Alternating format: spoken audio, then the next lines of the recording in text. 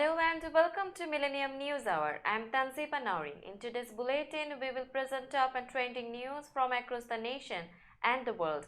Let's begin with the headlines of the day.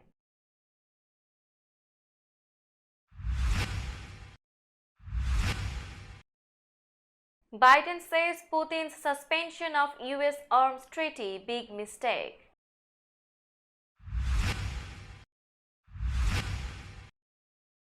Namibian dancers president welcome Jill Biden to Africa.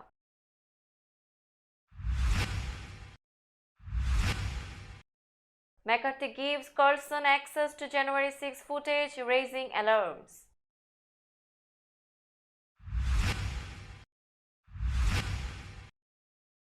Massive winter storm brings snow, strong winds, frigid cold.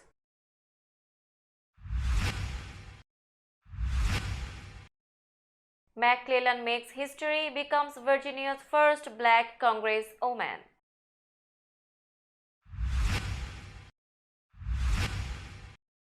Oak Incorporation author Vivek Ramaswamy enters White House race.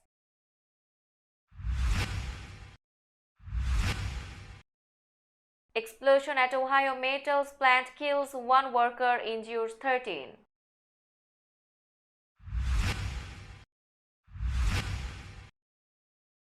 Seattle becomes first US city to ban caste discrimination.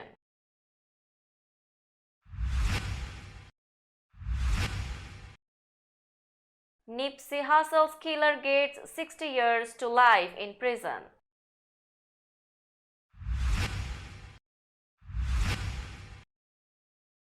New estimate US could face default on debt by early June.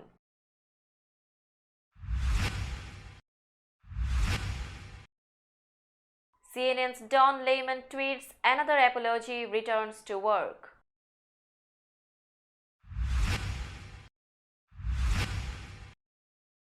Space telescope uncovers massive galaxies near cosmic dawn.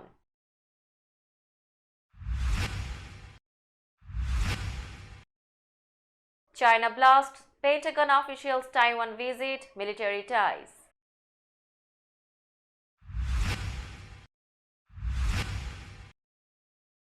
At least to date, more than 50 missing in China mine collapse.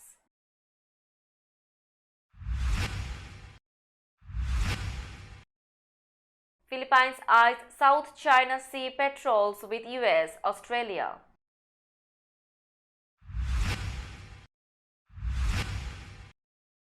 Ten Palestinians killed, scores hurt in Israel West Bank raid.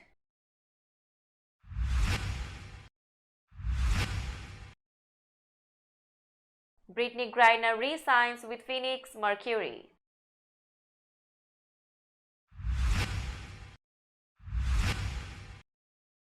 Djokovic hopes to play in US despite being unvaccinated.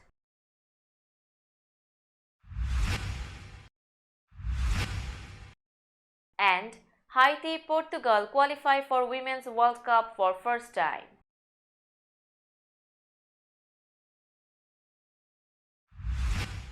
Now news in detail. President Joe Biden said Wednesday that Russian President Vladimir Putin made a big mistake by suspending his country's participation in the last remaining US-Russia nuclear arms control treaty. The US President was in Poland to reassure Eastern flank NATO allies that the US will remain by their sides amid the grinding Russian invasion of Ukraine. In his first comments since Putin's announcement Tuesday, Biden condemned the Russian decision to pull back from the treaty, known as New START. The move is expected to have an immediate impact on US visibility into Russian nuclear activities, but the pact was already on life support following Moscow's cancellation late last year of talks that had been intended to salvage an agreement that both sides have accused the other of violating. It's a big mistake, Biden said. The president's comments came as he was wrapping up a whirlwind 4-day visit to Poland and Ukraine with talks with leaders from the Bucharest Nine, a collection of nations in the most eastern parts of the NATO alliance that came together in response to Putin's 2014 annexation of Crimea from Ukraine. US First Lady Jill Biden opened a 5-day two-country visit to Africa on Wednesday, during which she will focus on empowering women and youth and highlight food insecurity in the Horn of Africa region. Dancers representing Namibia's different ethnic groups, some wearing red, white and blue, others dressed in bright pink, greeted her with singing and dancing. The country has not welcomed a high-level US official since 1996. The First Lady's trip is part of a commitment by President Joe Biden to deepen US engagement with the fast-growing region. She and Monica Gingos, Namibia's First Lady, embraced on the tarmac before Jill Biden greeted waiting US and Namibian diplomatic and government officials. She is accompanied by her granddaughter Naomi Biden. Her first stop after arriving was a 45-minute drive south of the capital of Windhoek to lay a wreath at Heroes Acre, Namibia's official war memorial. She also met with President Hage Geingob and his wife at the State House. It's Jill Biden's sixth time in Africa, but her first visit as First Lady. She is following in the footsteps of her recent predecessors who all made the trip across the Atlantic Ocean in the name of trying to help foster goodwill toward the United States. Thousands of hours of surveillance footage from the January 6, 2021 attack on the US Capitol are being made available to Fox News Channel host Tucker Carlson, a stunning level of access granted by House Speaker Kevin McCarthy that Democrats swiftly condemned as a grave breach of security with potentially far-reaching consequences. The hard-right political commentator said his team is spending the week at the Capitol poring through the video and preparing to reveal their findings to his viewers. But granting exclusive access to sensitive January 6 security footage to such a deeply partisan figure is a highly unusual move, seen by some critics as essentially outsourcing House oversight to a TV personality who has promoted conspiracy theories about the attack. Many critics warn that Capitol security could be endangered if Carlson aired security footage that details how the rioters accessed the building and the routes lawmakers used to flee to safety. And a sharply partisan retelling of the Capitol attack could accelerate a dangerous rewriting of the history of what happened January 6, when Trump encouraged a mob of supporters to head to the Capitol to overturn Joe Biden's election. McCarthy's office declined to confirm the arrangement, first reported by Axios, despite repeated requests for comment. Brutal winter weather bringing snow, dangerous gusts of wind and bitter cold settled over much of the northern US on Wednesday, shutting down roadways, closing schools and businesses, and prompting dire warnings for people to stay home. The massive storm with blizzard-like conditions to the north were part of a wild weather day across the US. Wind gusts combined with snow and rain forced closure of a long stretch of interstate highway in the southwest. Meanwhile, many places in the mid-Atlantic down to Florida are expected to see record high temperatures, in some cases up to 40 degrees above normal. Many schools throughout the Dakotas, Minnesota, and Wisconsin were called off for Wednesday ahead of the storm. Offices closed, and so did the Minnesota legislature. South Dakota Governor Kristi Noem shut down state executive branch offices in several parts of the state, and employees were working remotely. In Wyoming, virtually every road was impacted and many were closed. Officials warned they may stay that way for days. Virginia voters on Tuesday elected Democrat Jennifer McClellan, a veteran state legislator from Richmond, to fill an open seat in the U.S. House of Representatives, where she will make history as the first black woman to represent the state in Congress. "We will make this Commonwealth and this country a better place for everyone," McClellan said in a victory speech at a party with supporters in Richmond. "I am ready to get to work." McClellan, who is 50 years old, prevailed over right-wing Republican nominee Leon Benjamin in the special election for the blue-leaning 4th District, which has its population center in the capital city and stretches south to the North Carolina border. The seat was open after the death of Democratic Representative Donald McCain, who passed away following a long fight with the secondary effects of colorectal cancer in November, weeks after being elected to a fourth term. McClellan's election won't change the balance of power of the U.S. House, which Republicans narrowly control. Vivek Ramaswamy, a wealthy biotech entrepreneur and investor and the author of Oak Incorporation, has entered the Republican race for president.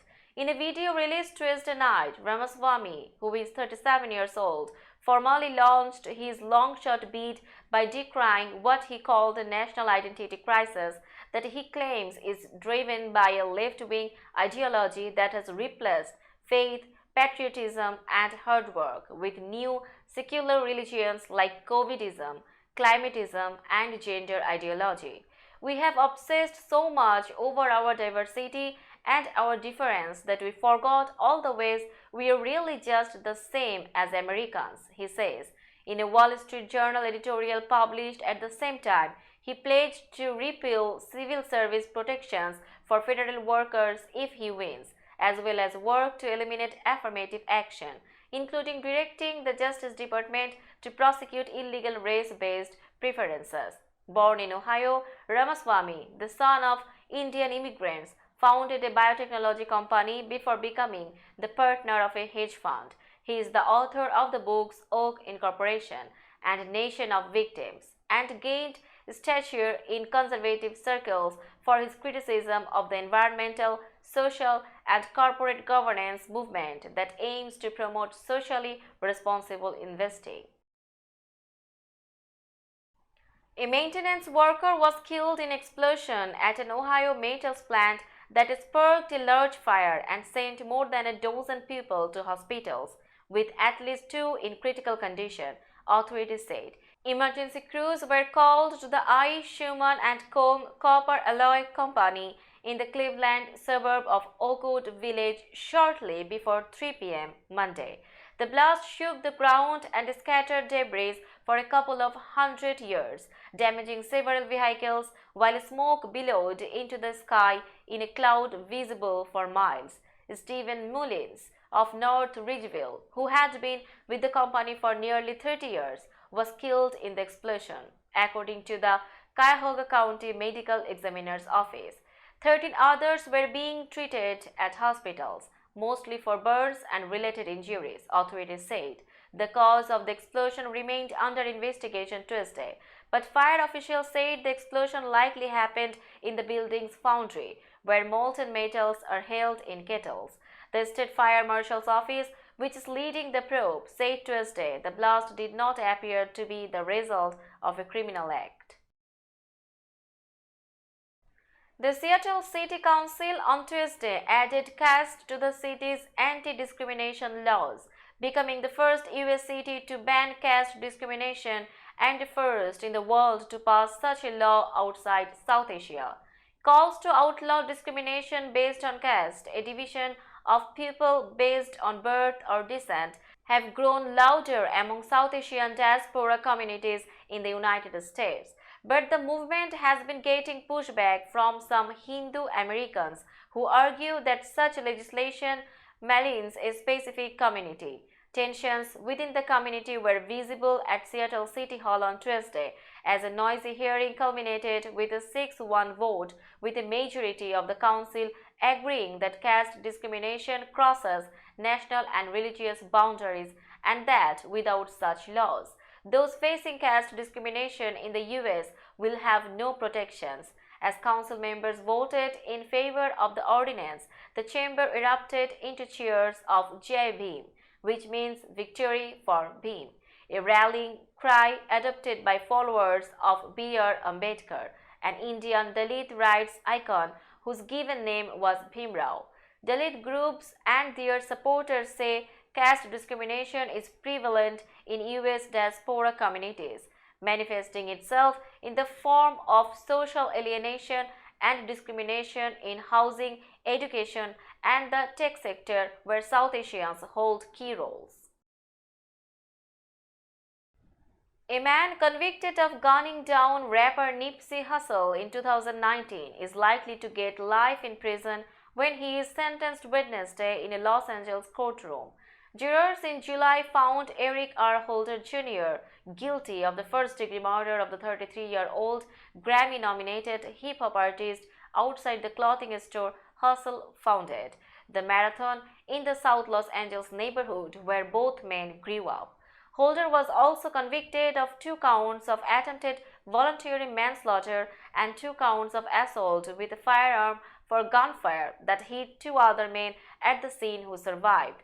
The sentencing has been delayed in part so defense attorney Aaron Jensen could move for Superior Court Judge H. Clay Jack to reduce Holder's conviction to manslaughter or second-degree murder, which the judge rejected in December. Jack will have a broad range of possibilities when he sentences Holder at the Thursday morning hearing, but the murder conviction alone carries a term of 25 years to life. The other convictions and special sentencing circumstances that jurors found true make it almost certain Holder will spend the rest of his life in prison. Holder was not eligible for the death penalty. The US could face an unprecedented default on its obligations as soon as early June if Congress does not act to lift the debt limit, a Washington think tank said Wednesday. The Bipartisan Policy Center, which forecasts the approximate ex-date when the government will no longer be able to meet its financial obligations on time, said the US will reach its statutory debt limit as soon as the summer or early fall of 2023. That inches up from the center's previous prediction in June 2022 that the extraordinary measures that US Treasury uses to pay the government's bills would not be exhausted before the third quarter of 2023. Previewing the data for reporters on a morning call, Shai Akabas, the center's director of economic policy, said the new projections reflect considerable uncertainty in our nation's current economic outlook. Treasury Secretary Janet Yellen notified Congress in January that her agency was resorting to extraordinary measures to avoid default and that it is unlikely that cash and extraordinary measures will be exhausted before early June. Yellen said her actions will buy time until Congress can pass legislation that will either raise the nation's $31.4 trillion borrowing authority or suspend the limit for a period of time. But she said it's critical that Congress act in a timely manner. CNN anchor Don Lemon tweeted an apology to viewers for his remarks about Republican presidential candidate Nikki Haley shortly before returning to work on Wednesday, then stuck to the news. He made no mention of his comments last week that Haley was not in her prime during CNN This Morning, instead reporting on stories like President Joe Biden's trip to Ukraine, the Ohio train derailment, and winter weather. Lemon, within the hour before he went on the air, tweeted that he appreciated the opportunity to return to work. He was absent for 3 days. To my network, my colleagues, and our incredible audience, I'm sorry, he tweeted.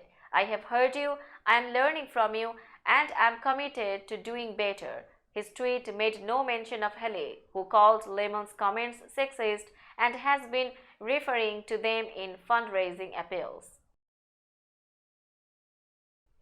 Now it's time for global updates.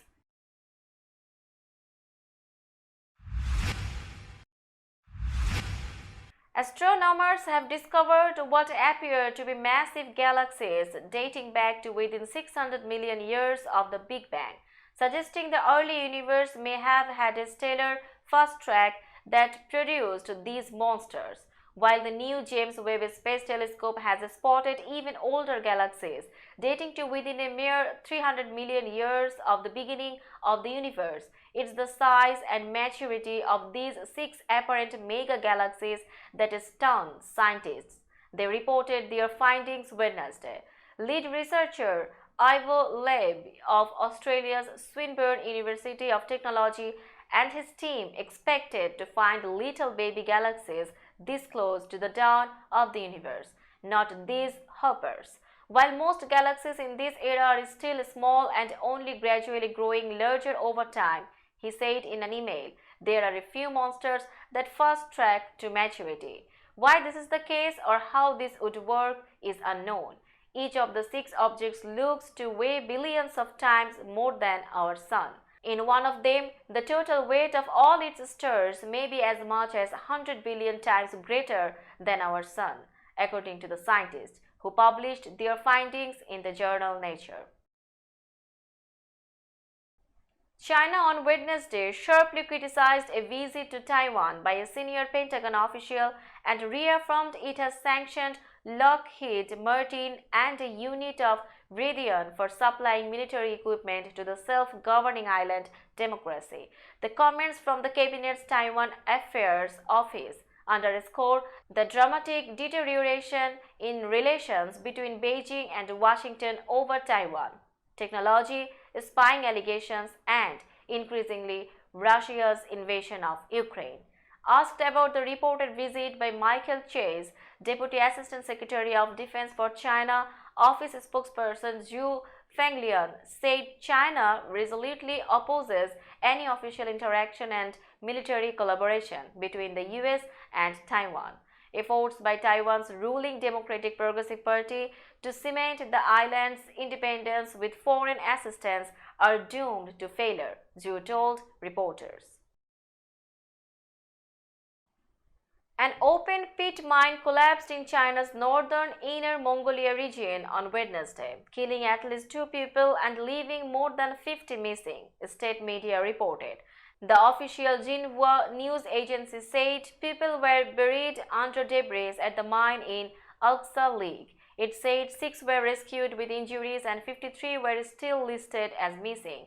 A brief video of the collapse posted on the website of the Beijing Times newspaper showed a massive wall of reddish dirt or sand rushing down a slope onto mining vehicles moving below.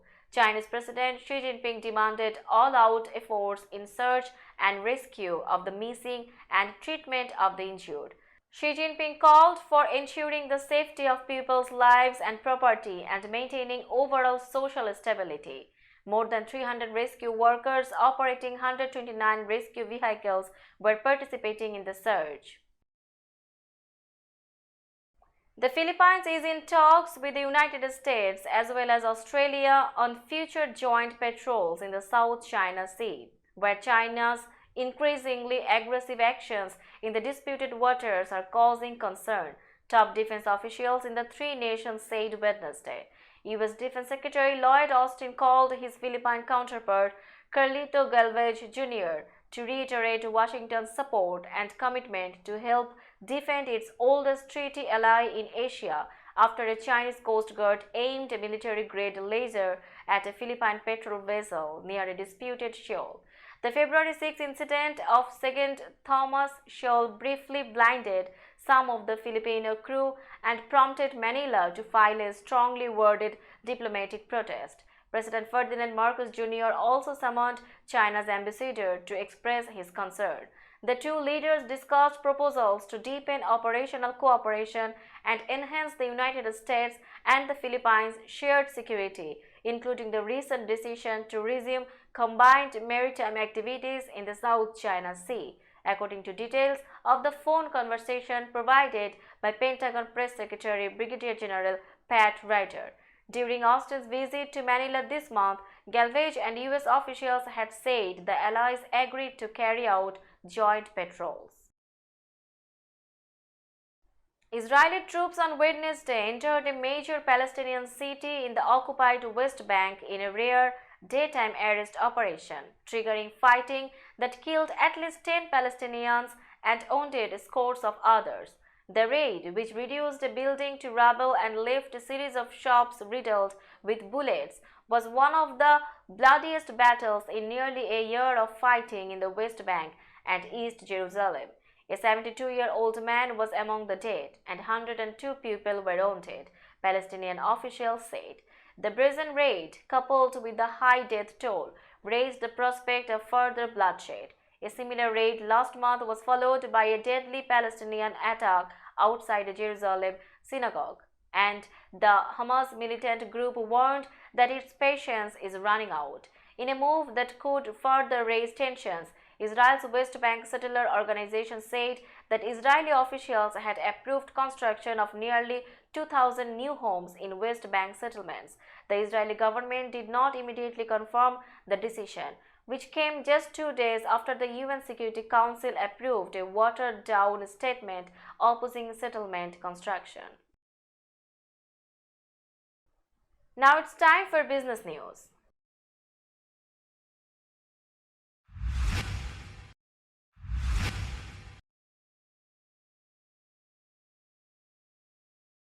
Today's New York stock close price is 15,530.83. The NYSE Composite is decreased by 41.69 points or 0.27%.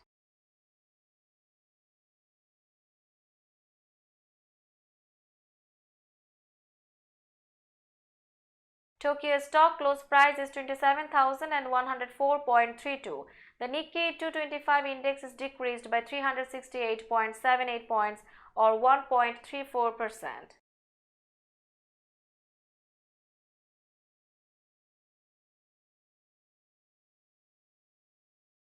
Shanghai stock close price is 3,291.1477. The Shanghai Composite Index is decreased by 15.38 points or 0.47%.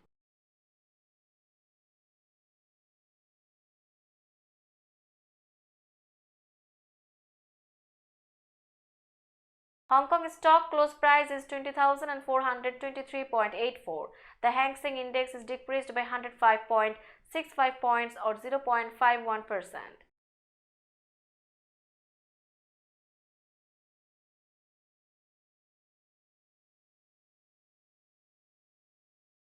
Bombay stock close price is 59,744.98. The Sensex index is decreased by 927.74 points or 1.53%. Let's have a look on today's sports stories.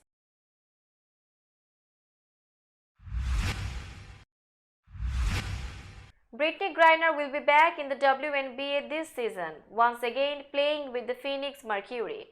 Griner, who was a free agent, re-signed with the team Tuesday. The 32-year-old Griner had said she would return to Phoenix in a social media post in December, after she returned home from her 10-month detainment in Russia. Griner had been arrested at an airport just outside of Moscow on drug possession charges a year ago and was brought home in a dramatic high-level prisoner exchange in December. The 6'9" center last played for the Mercury in 2021 and helped the team reach the WNBA finals. She averaged 20.5 points and 9.5 rebounds that season. Griner, who was drafted number 1 in 2013 by the Mercury, was listed Saturday on Phoenix's roster on the WNBA website. Novak Djokovic has asked American authorities for special permission to enter the United States to play tennis tournaments in California and Florida, despite being unvaccinated against the coronavirus, the top-ranked Serb said Wednesday. The Transportation Security Administration has said the requirement for foreign air travelers to be fully vaccinated against the disease would be in place at least until mid-April. The tournament in Indian Wells will be played from March 6 to 19, and the Miami Open is scheduled from March 20 to April 2. Everything is currently in the process, Djokovic said at his training ground in Belgrade. I have a big desire to be there. I am really thankful to the Indian Wells and Miami tournament and community for their support publicly, and they would like me to be able to play in their tournaments. Djokovic is one of the most high-profile athletes who is unvaccinated against COVID-19. Haiti and Portugal qualified for the FIFA Women's World Cup finals for the first time after winning playoff matches Wednesday in New Zealand. Carol Costa scored a 94th minute clincher in Portugal's 2-1 win over the Cameroon Lionesses, who have reached the round of 16 at the last two World Cups. Haiti beat Chile 2-1 earlier Wednesday in an historic match it hopes will bring joy and a breath of fresh air to a strife-torn homeland. Melky Demorne scored twice to ensure 55th ranked Haiti will return to the Southern Hemisphere in July to play in Group D of the Women's World Cup alongside England, China and Denmark. Haiti and Portugal have taken two of the last three places at the World Cup, which will be decided at this 10-team intercontinental playoff in New Zealand. Let's have a look on today's weather forecast.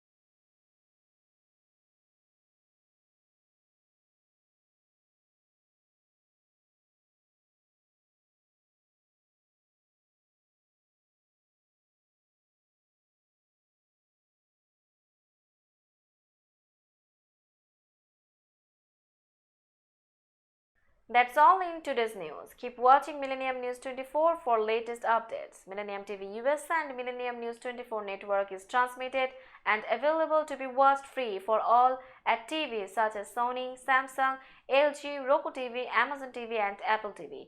And also in all European countries and Australia available with Sky Network, Worldwide Jago TV, Radiant IPTV, Worldwide Jago BD Network and Horizon Satellite globally. Stay connected with us for all types of informative and entertainment programs. Thank you.